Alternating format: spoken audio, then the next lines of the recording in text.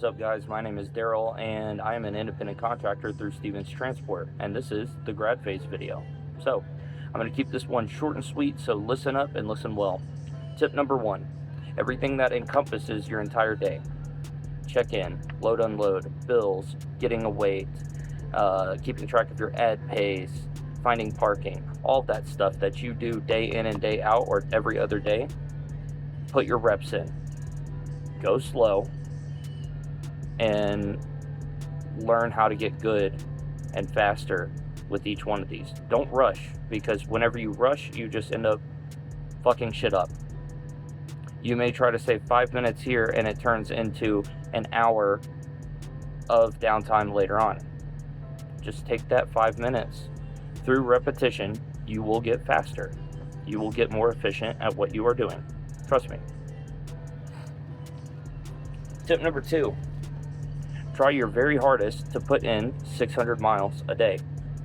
Now, that is not possible to get every single day, I will admit. The days that you will not get it are probably days that you are loading or unloading or on breakdown or some other fuckery has happened to you.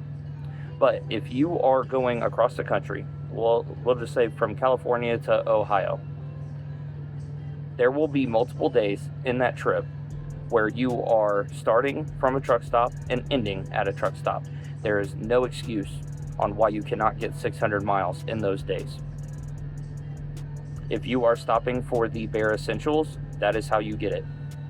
You need to stop for your 30-minute break. You need to stop to use the bathroom. If you don't have a fridge in your truck like I do, you have to stop to get food. You have to stop to get fuel.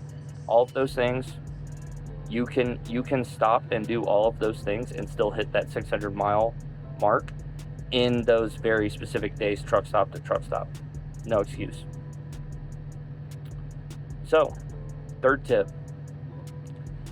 If you encounter a problem that could have been solved by a tool, then get that tool so that if that problem happens again, you can fix it. You do not have to wait a whole day for a mechanic shop to fix something that you know that you could have fixed if you had that tool. A good example, here I will give you a perfect example. In the back of the trailer, there are 4 tandem pins, 2 on each side, and they pop out and they hold the tandems in place because they slide on the trailer so that you can transfer weight around. What are the tandems? They're the wheels in the back. And they have pins so they lock in place, right? All 4 of those have to be out by law. So if one of them's like messing up, it has to be out. Well, one of them wasn't popping out, and I tried like hell to get it to pop out. Wouldn't pop out. I had to take it to a shop, and I had to sit 10 hours for them to come out there for 10 minutes to fix it. But I watched them fix it. I watched how they fixed it. And you know how they fixed it? You're gonna have to watch my tip video to know that. But I will make a tip video for you guys, trust. I'm gonna take all the stuff that I learned and put it in a video, and maybe you guys will teach me some stuff. So, invest in the trade, the tools. Next tip, repowers. If you do a repower, don't do it for free. You do not have to accept them for free. Even if the person on the phone is making it seem like you have to do it, understand that majority of the time, they're going to offer you $150 to do it. Now, if you accept a repower, understand that if you pull up to swap trailers with somebody else and they do not have a scale ticket, company policy says that you do not have to swap trailers with them. That already is a red flag. Identify that, because that trailer very well may be overweight, and if it is, you're going to have to go get it reworked, which is more downtime. Eliminate it. Also, if you do a repower and you're swapping trailers with somebody else, check their trailer for bald tires, lights that are out. Do a full pre-trip inspection on their trailer before you hook up to it, because if their trailer is messed up and you take it, You're either going to run it illegally and risk getting a ticket and points on your license, or it is going to be more downtime that you have to spend going and getting it fixed. And their policy says that if you go to swap with somebody and their trailer's all jacked up, you do not have to swap with them. Next thing, identify where you are going on weather shutdown at. The winter months are coming up. So if you are consistently going to states where you go on weather shutdown in them, my suggestion is probably don't go to them. Don't go to those states in those times. One that is year-round is Wyoming. It is very windy in Wyoming. It is highly likely that you are delivering to the Walmart outside of the Cheyenne. You are dropping off a loaded and picking up an empty. If you go in there and it is windy and you are heavy, you may be able to go in there fully loaded, but whenever you come out empty, oh crap, you don't weigh enough to be on the road and you have to go on weather shutdown, which weather shutdown pay does not pay as much as running miles. Also, talk to other Stevens drivers when you are out here. Some of these guys have been here for years and they have knowledge for you, more knowledge than I have. And it doesn't hurt to talk to them. You can spend 5 minutes here, 10 minutes there, talk to a contractor, talk to a company guy, whoever. They will put you on game. One driver specifically that put me on the game, he had told me that there are certain places that he likes to deliver to because he knows every time he goes in there, he has something waiting for him that'll get him right back out of there.